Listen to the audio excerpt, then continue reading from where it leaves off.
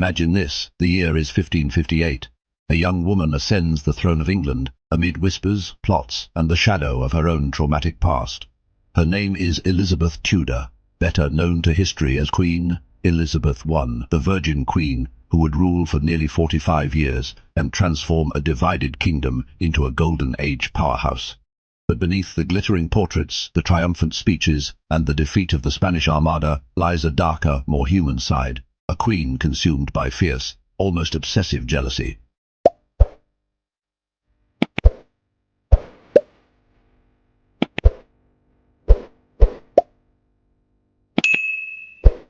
Elizabeth I wasn't just any monarch. She was a woman who had watched her mother, Anne Boleyn, beheaded on trumped-up charges of adultery.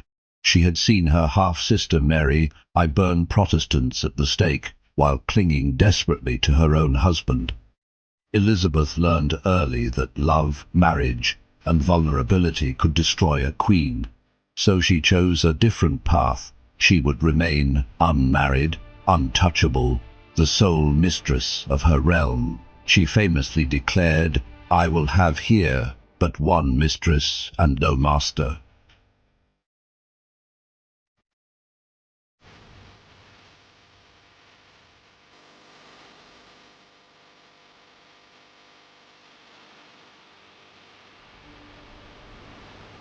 Yet that declaration came with a price.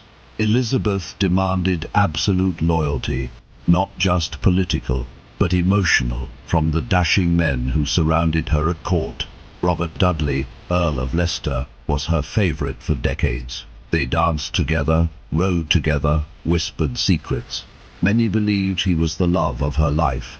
But when Dudley dared to look elsewhere, when he flirted too openly, Elizabeth's rage was volcanic. In 1565, Dudley tried to provoke her by paying attention to another woman, hoping to force a marriage proposal.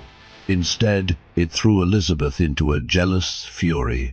She screamed, she stormed, and the court trembled. Years later, in 1578, the ultimate betrayal came.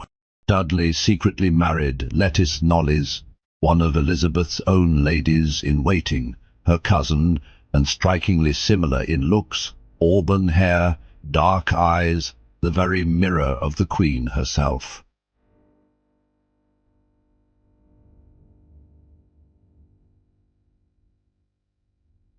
When Elizabeth discovered the marriage, she exploded. According to accounts, she shouted that, as but one sun lightened the earth, she would have but one queen in England.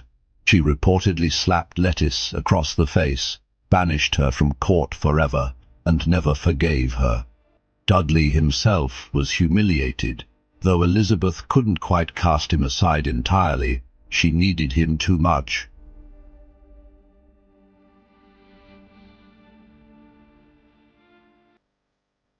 This wasn't an isolated incident. Elizabeth forbade her ladies-in-waiting from marrying without her permission. Why? Because a married lady might divide her loyalties, or worse, find the happiness Elizabeth denied herself.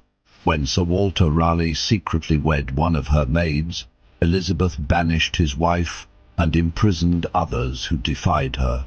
One lady, Mary Shelton, suffered the Queen's wrath personally. Elizabeth reportedly broke her finger with a hairbrush in a fit of anger over a hidden marriage.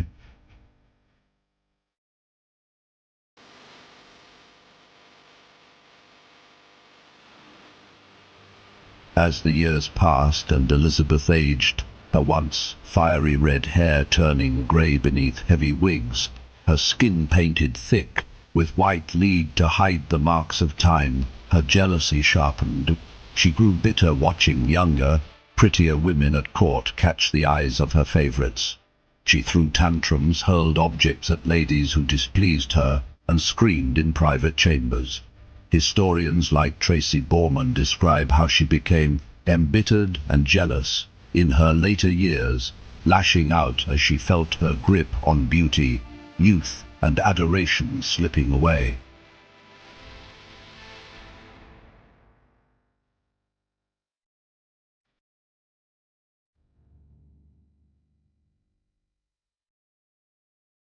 Was this mere vanity or something deeper?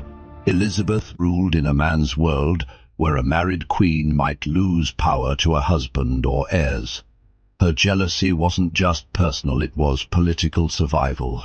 She kept her court a bachelor's paradise, with men competing for her favor like suitors in a never-ending courtship. It worked. England flourished under her iron will. But the cost was isolation, paranoia, and a heart that could never fully trust.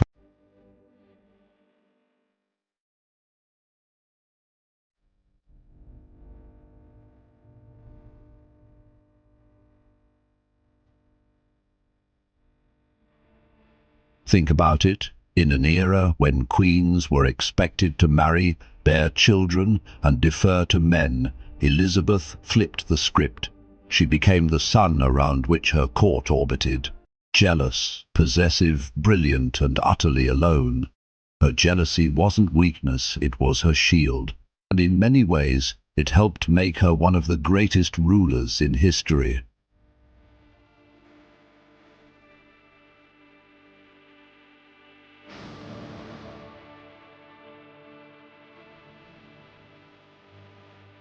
So, who was the most jealous queen in world history?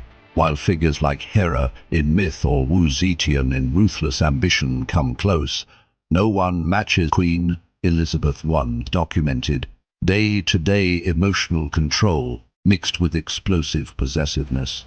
She didn't just envy rivals, she owned the narrative of desire itself.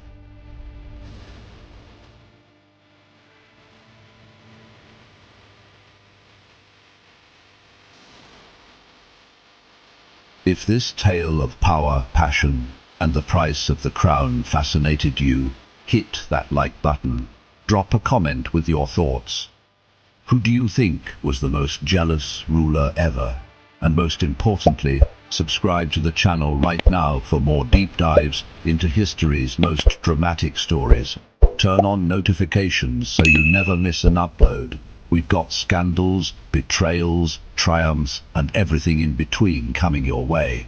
Thanks for watching, history lovers. See you in the next one.